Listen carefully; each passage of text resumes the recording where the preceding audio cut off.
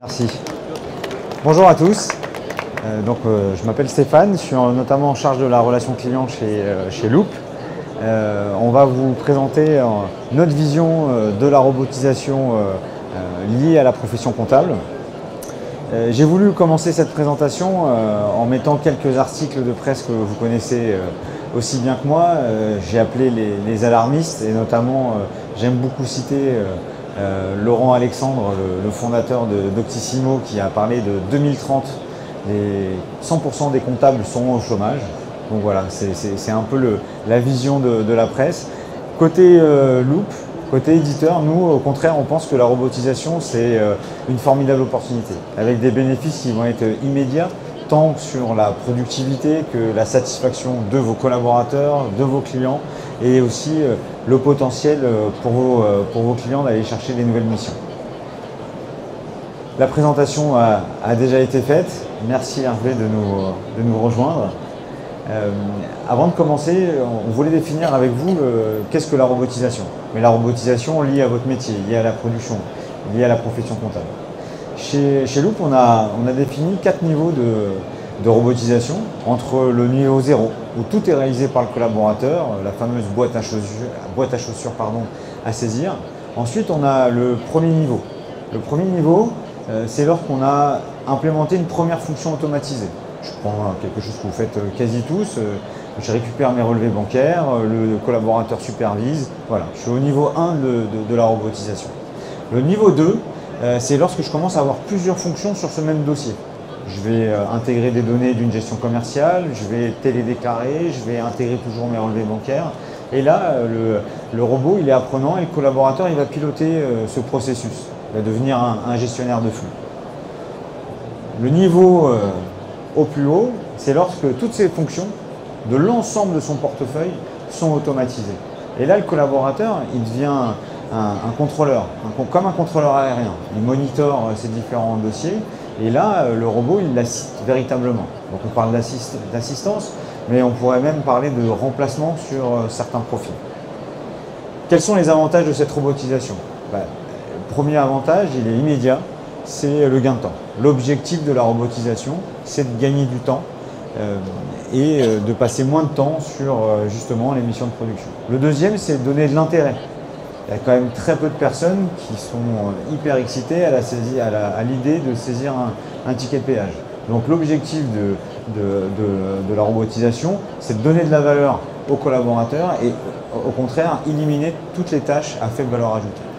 Ensuite, la conséquence directe, lorsqu'on a pris les deux premiers avantages, j'ai gagné du temps, je suis hyper intéressé, je vais peut-être passer de 30 à 40 à 50 dossiers, à 50 clients par collaborateur grâce à ça, grâce à cette productivité. Ce qu'on va vous proposer maintenant, c'est de rentrer dans le réel, vous montrer chez Loop ce qu'on a construit et ce qu'on démontre aujourd'hui sur l'impact de la robotisation. Et ensuite, on reviendra sur comment l'insérer au sein d'un cabinet. Loïc. Merci Stéphane. Donc, chez nous, ce qu'on a mis en place, c'est un robot qu'on appelle Cléa. Le but de ce robot, c'est d'automatiser l'acquisition des données pour que vous ayez toujours des données fraîches dans vos dossiers. Parce que c'est l'un des enjeux de la robotisation, c'est d'avoir les données à disposition pour pouvoir mettre en place toutes les opérations automatiques par la suite. On a appelé le robot Cléa pour illustrer un petit peu le workflow auquel on veut vous faire participer, qui consiste à collecter les pièces. Donc ça, c'est quelque chose que vous allez faire en partenariat entre l'entreprise et le cabinet, selon le fonctionnement de l'entreprise avec laquelle vous travaillez. Ensuite, on va analyser ces pièces, on va lire les données qui sont dans ces pièces de façon à les structurer. C'est-à-dire qu'on reçoit des documents qui ont des informations avec une structure qui n'est pas suffisamment forte pour pouvoir l'exploiter facilement après en informatique. Le traitement suivant, ça va être d'intégrer les données, de mettre ces données-là dans votre dossier, donc tout simplement sous forme d'écriture comptable, mais aussi la mise à jour des données de l'entreprise. Ça peut être l'intégration de d'autres types de données qui transitent autour de la comptabilité. Et la dernière étape, c'est l'archivage de ces données. C'est un point clé, c'est-à-dire que vous allez pouvoir avoir à disposition tous vos documents facilement par la suite pour pouvoir revenir dessus quand vous allez être dans d'autres stades de votre comptabilité, par exemple en révision. Pour rentrer un petit peu dans le détail, la partie collecte, donc qui est l'étape que vous allez faire en collaboration avec votre client, avec les entreprises, on a différents modes de collecte selon ce qui est le plus adapté à la maturité digitale de votre client. On propose la possibilité, déjà l'application Loop repose sur Office 365, donc on a SharePoint à disposition pour la gestion électronique des documents. On peut déposer directement dans ce SharePoint, mais on propose après des connecteurs pour pouvoir venir pousser l'information à cet endroit-là. Donc on peut envoyer les informations par email, je reçois une facture par email, je la transfère directement à Cléa. On peut venir utiliser l'application mobile pour prendre des pièces en photo. Je sors d'un magasin où j'ai une pièce à disposition, je la prends en photo et j'envoie un petit peu au fil de l'eau. On peut mettre à disposition du client des dispositifs comme la DMATbox qui permettent, ou n'importe quel scanner intelligent, qui permettent de pousser les factures directement en SharePoint. Et donc tous ces dispositifs nous permettent de collecter l'information au plus tôt après la production. Quand ces informations arrivent dans Cléa, on va les traiter. Et la première chose qu'on va faire, c'est d'identifier la nature des documents qu'on a reçus. C'est-à-dire qu'au lieu d'envoyer le message aux collaborateurs ou alors aux entreprises, merci de nous envoyer vos factures, on va pouvoir leur dire, envoyez-nous tous les documents qui ont un sens par rapport à la vie de votre entreprise, et nous, on va les classer pour vous, et on va les traiter en fonction de leur nature. Donc du coup, on va envoyer un message qui est plus simple pour les clients, et on va collecter plus d'informations qui vont permettre de tenir à jour le dossier et de connaître l'évolution de la vie de l'entreprise. En fonction de la nature du document, on va avoir différentes actions. Donc, on va parler évidemment des factures, puisque c'est un des sujets centraux dans l'acquisition des données de l'entreprise. Quand on va recevoir les factures, une des forces de Cléa, c'est qu'on va vous permettre de traiter les factures selon la confiance que le robot a dans son propre résultat. C'est-à-dire que le robot est capable de s'auto-évaluer, et s'il a une très forte confiance, il va pouvoir générer l'écriture, il sait que ça correspond à votre habitude de génération d'écriture pour ce tiers, et il ne va même pas vous demander de le valider. On a un deuxième scénario dans lequel le robot ne connaît pas suffisamment votre historique d'écriture pour ce tiers, il ne connaît pas encore le tiers, et là il va vous demander de valider l'information. Donc c'est là où on va avoir ce genre d'interface qui vont vous permettre de confirmer que les écritures qui ont été proposées vous conviennent, et en faisant ce travail, vous allez faire grandir le robot, parce que vous allez lui confirmer que les écritures vous conviennent, ou au contraire l'amender pour changer la répartition par exemple des comptes de charge, et ça le robot va le prendre en compte par la suite pour continuer à intégrer les factures suivantes. Scénario suivant, le robot n'a pas reconnu l'ensemble des informations, et donc il va vous alerter et vous allez compléter les informations qu'il a pu reconnaître. Peut-être qu'il n'a pas réussi à reconnaître le tiers, peut-être qu'il n'a pas réussi à effectuer une affectation comptable qui ait du sens, donc il va vous demander de l'aider et de compléter les informations manquantes. Avec la vie du dossier, le but c'est que cette partie restante devienne la plus faible possible, et c'est là que vous allez pouvoir gagner du temps. Le dernier cas de figure, c'est... Excusez-moi, je crois qu'on a sauté d'étape. Le dernier cas de figure, c'est dans le cas où le robot n'a pas reconnu d'informations suffisantes, et là il va vous demander de faire toute la saisie pour lui. Évidemment, cette partie-là va être très réduite, donc du coup vous allez quand même gagner beaucoup de temps grâce à l'automatisation complète quand les factures sont suffisamment bien reconnues par le robot. Ensuite, l'archivage.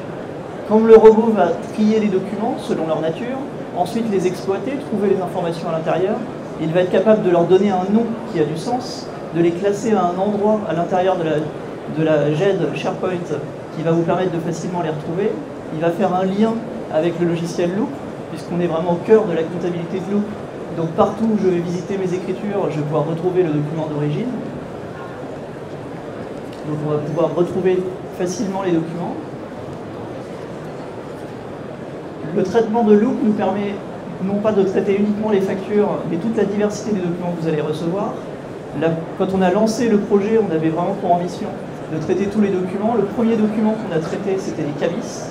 Donc ça veut dire que si votre client vous dépose un cabis, vous allez pouvoir actualiser le dossier comptable à partir de ce cabis. Donc par exemple, mettre à jour l'adresse du client, mettre à jour s'il a changé l'adresse de son établissement, mettre à jour le capital social si vous avez fait une augmentation de capital. Peu importe les modifications de ce cabis, on va pouvoir actualiser le dossier avec. On supporte aussi d'autres types de documents, comme par exemple les emprunts.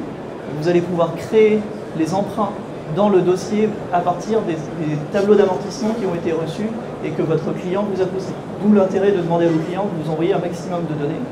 On peut aussi imaginer lui demander d'envoyer les relevés bancaires, d'envoyer des relevés d'assemblée générale, et toutes ces informations, on peut extraire des données et les injecter dans le dossier, ou on peut les retrouver plus tard grâce à SharePoint et aux capacités de moteur de recherche de SharePoint.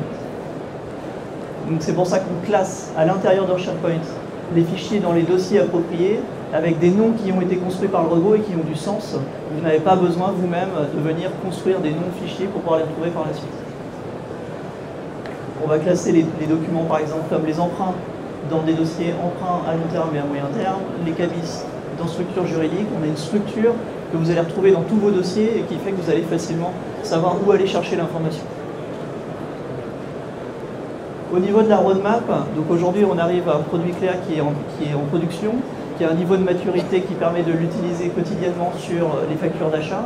La prochaine version qui arrive dans quelques semaines va vous permettre de traiter également les factures de vente, ce qui peut être intéressant pour des clients qui ont des factures de vente qui ne sont pas capables d'exporter par un logiciel de facture connu ou alors des factures de vente qu'ils font avec des outils un petit peu exotiques. On va apporter des nouvelles fonctionnalités sur la façon de générer les écritures pour avoir des écritures toujours plus justes, toujours plus riches, en ayant par exemple la gestion des débours, des immobilisations, de façon à ce que ça colle vraiment à ce que vous auriez fait si vous aviez pris en charge ce sujet vous-même.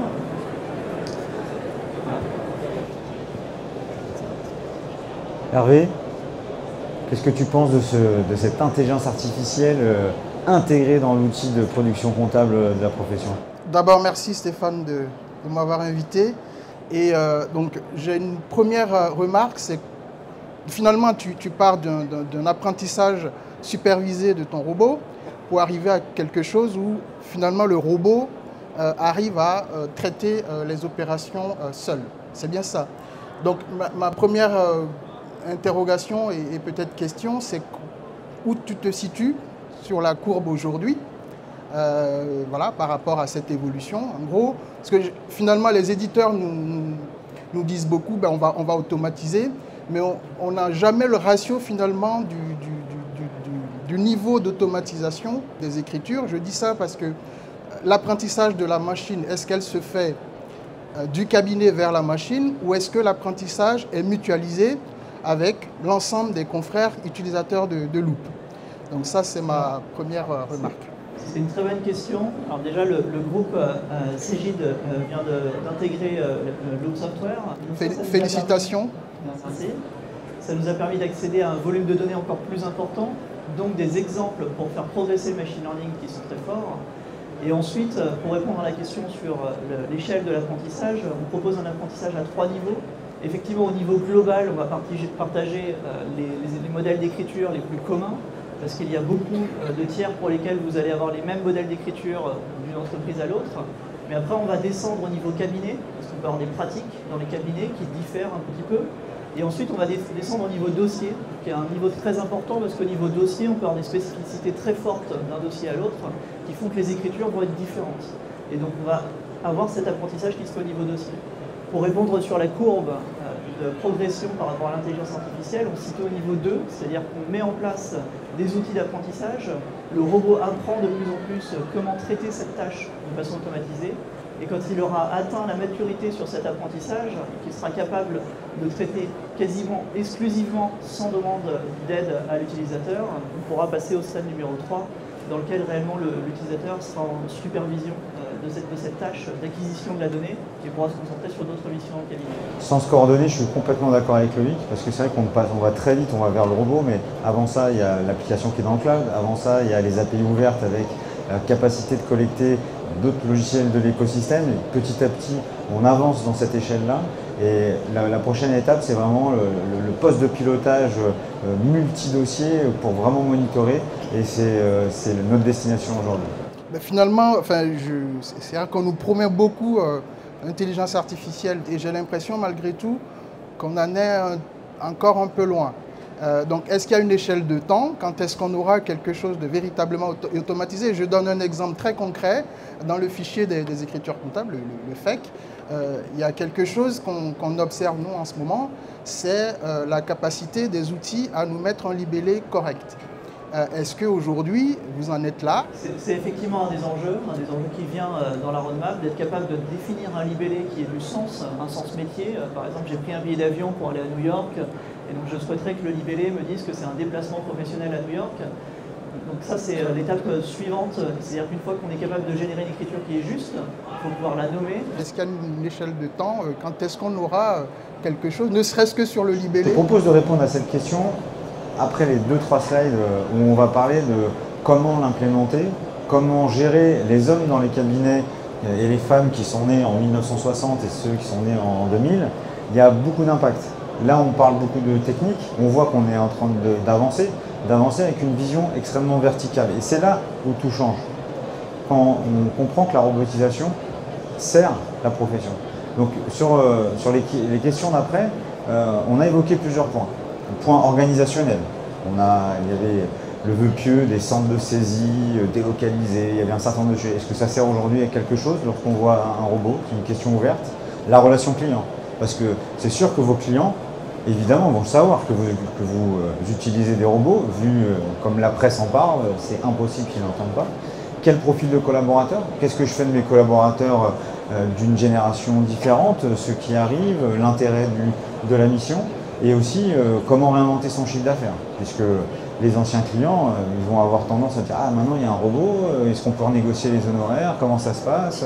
Les nouveaux clients, est-ce que je mets la tenue en facial? Voilà, c'est des questions sur lesquelles on peut se poser. On va évoquer deux, trois idées, notamment sur la relation client.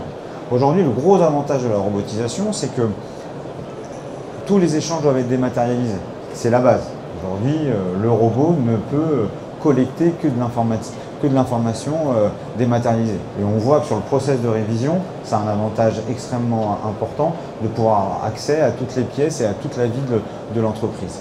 Et puis, un des objectifs et un des avantages, c'est de pouvoir détecter les choses.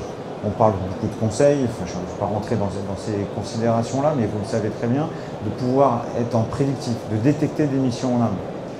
Il y a tout de même quelques points d'attention. Point d'attention, c'est que le rythme va changer avec la robotisation. D'un coup, alors nous, on ne parle pas de temps réel chez Loop, on préfère parler de données fraîches. Le rythme va accélérer. Et puis certains échanges, ils vont être de moins en moins maîtrisés, puisque c'est vos clients qui vont alimenter ce fameux robot. Donc ça, c'était le point sur la relation client. Le deuxième point, et puis comme ça on va pouvoir avancer sur la question d'Hervé, c'est quel profil de collaborateur. Est-ce que mes collaborateurs, comment ils vont voir apparaître, est-ce qu'ils vont voir d'un bon œil l'arrivée de ce robot? Alors, il y a toujours cette phrase qui dit le robot remplacera le collaborateur, et puis je crois que là-dessus tu as un avis tranché, Hervé, je te laisserai en parler tout à l'heure. Chez Loop, on pense que sur votre population de cabinet, on pourrait la segmenter en quatre équipes. La première équipe, c'est le back-office, c'est ceux qui vont alimenter le robot. C'est ceux qui vont faire en sorte que les processus, que vous transformiez en gestionnaire de flux pour connecter les logiciels de notes de frais, pour guider le client à bien collecter cette donnée-là. Là, sur ce profil de collaborateur, on peut totalement imaginer vos profils actuels, que l'on soit né en 1960 ou en 1995, c'est quelque chose qui a un intérêt. Le deuxième profil, c'est le profil plutôt full service qui, lui, va, grâce à son collègue du back-office, pouvoir être beaucoup plus présent chez son client, pouvoir intervenir sur des informations, pouvoir croiser des incidents ou des futurs événements positifs et proposer des services complémentaires à ses clients. Le troisième, c'est celui qui aime aller chez le client, qui est le chef de mission, donc ça vous connaissez par cœur ce type de profil. Et le quatrième, ce qu'on appelle out of the box, certains de vos confrères qui ont déjà recruté des data scientists, des spécialistes du courtage, des commerciaux, c'est les autres profils. Nous, dans la robotisation, ce qu'on considère, c'est que c'est les deux premiers profils qui vont être impactés.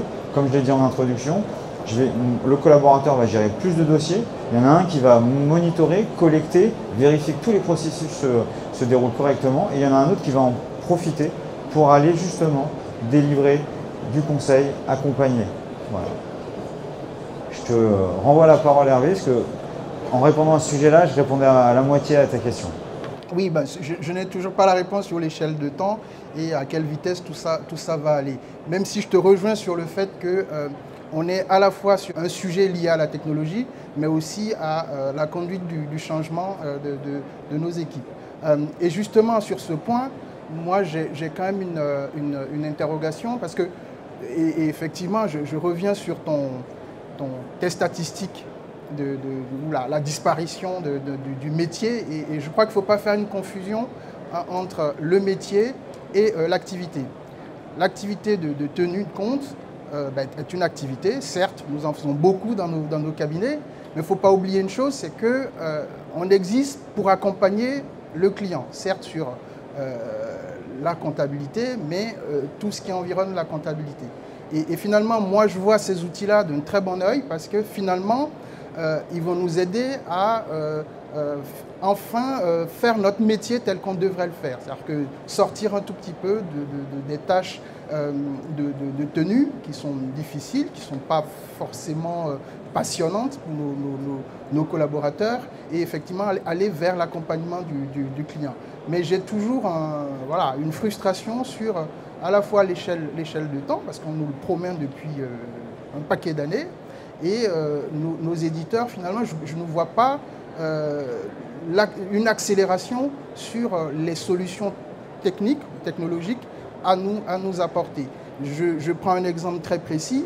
Là, quand j'ai vu la solution, qui est très bien, on est quand même beaucoup dans l'acquisition de la donnée et je vois moins de choses sur le traitement et pourquoi pas les livrables qu'on peut nous proposer, un peu en sortant un peu du cadre habituel de la simple liasse fiscale. Qu'est-ce qu'on peut faire de justement toute cette robotisation et qu'est-ce qu'on peut en sortir, qu'est-ce qu'on peut en tirer à part le simple fait de consolider des données et de sortir une liasse fiscale.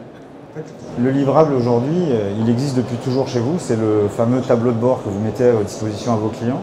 Ce tableau de bord, grâce au robot, grâce au cloud, grâce aux API, il est dans la poche de votre client en données fraîches. Et ça change tout. Donc, grâce au back-office, grâce à tout ce travail en amont, grâce à toute cette automatisation, le client, lui, il voit la valeur. Il voit que son expert comptable, il est en train de bosser tous les jours dans sa poche. Et ça, pour moi, ça, c'est un livrable intéressant. Le dernier point, on l'a évoqué, c'est comment conserver son chiffre d'affaires. Alors avec très humblement, on a quelques idées sur le sujet, notamment le fait que vos clients vont être au courant qu'il y a un robot. Chez Loop, on pense qu'une des bonnes pratiques, c'est justement de partager ce robot. C'est-à-dire que c'est de la valeur contributive, c'est de la valeur de présenter ces robots et de dire à votre client, voilà, il faut l'alimenter, voilà ce qu'il va vous apporter. Donc ça va apporter à la fois aux collaborateurs et à la fois aux clients. Sur les anciens clients, on pense que la stratégie, c'est de commencer à faire du service sans facturer en plus. Qu'il y ait un collaborateur qui soit présent. C'est-à-dire le deuxième typologie de profil sur le slide précédent, le fameux full service. Ok, ça va coûter du temps, mais petit à petit, le client va s'habituer à cette présence, à ce conseil en continu. Et ensuite, le jour où vous allez couper dans votre facturation cette tenue comptable, lui, il va toujours vouloir avoir ce collaborateur en présence, puisqu'il a été habitué. Donc ça, c'est notre vision, et aussi commencer à driver le collaborateur pour commencer à faire de la vente additionnelle. Pour les nouveaux clients, c'est différent. Votre nouvelle offre de service, lorsque vous aurez mis des robots en place, ça sera évidemment plus avoir cette ligne de tenue, mais avoir tous ces avantages compétitifs autour du conseil, du temps dégagé pour avoir une vision horizontale de l'entreprise et plus verticale. Je crois que ce mot-là, il te plaît. Absolument, moi je milite beaucoup pour cette transversalité entre les sujets parce que si on sort de la tenue, il faut enrichir la mission. Et tout ce qui peut enrichir nos missions est bienvenu. Et justement, moi, dans tous ces débats qu'on a aujourd'hui, et on en parlait hier, j'insiste beaucoup sur la chaîne de valeur. Parce qu'il y a tout un écosystème autour de l'intelligence artificielle qui est en train de se créer. La question de demain, mais qui va se positionner où et qui va gagner, où est-ce qu'on gagne finalement, où est-ce qu'on va facturer demain. Et tu as raison sur le fait que nos nouveaux clients, enfin les anciens clients, mais on change peut-être d'échelle dans le niveau d'accompagnement de nos clients et c'est effectivement là qu'on va gagner. J'ai un dernier point, et on l'avait un peu évoqué hier, c'est tout ça, moi j'y crois à une seule condition, c'est notre capacité à réellement générer du big data.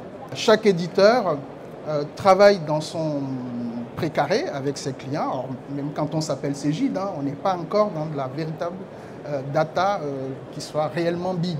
Et l'intelligence artificielle n'est possible que si on a de la donnée en grande quantité.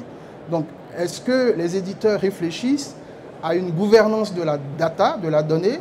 Pourquoi pas portée par notre profession? Pourquoi pas? Moi, je milite que ça soit le cas et très vite. Et qu'est-ce que vous en pensez du côté de Loop, justement, sur cette mutualisation de la donnée et sa gouvernance par la profession? On est hyper sensible sur ce sujet. On pense vraiment que la data a une vraie valeur pour la profession. Et nous, en tant que partenaire, on doit répondre technologiquement pour capter cette donnée et la proposer sur d'autres formats. On n'a pas de problème. Par contre, pour cette captation de l'ensemble de la profession, je crois qu'il y a un ordre au sein des experts comptables et que ce sera plus son rôle. Mais on entend souvent que c'est les éditeurs qui bloquent. Ah. Bah, pas chez Loop en tout cas. Il nous reste que 2 petites minutes. Donc en conclusion, merci à Loïc, merci à Hervé. Ce qu'il faut retenir de cette présentation, c'est que notre robot est vraiment lié à votre métier et que tout ce qu'on développe autour de ça, il y a une vraie verticalité et l'objectif, c'est vraiment de gagner en productivité. Et je finirai sur un petit clin d'œil, puisque ce fameux Laurent Alexandre, j'ai tweeté en lui demandant, je commence une conférence avec une centaine d'experts comptables. Est-ce que, à votre avis, je peux commencer par vous êtes tous au chômage en 2030? Il ne m'a pas répondu. Merci à tous.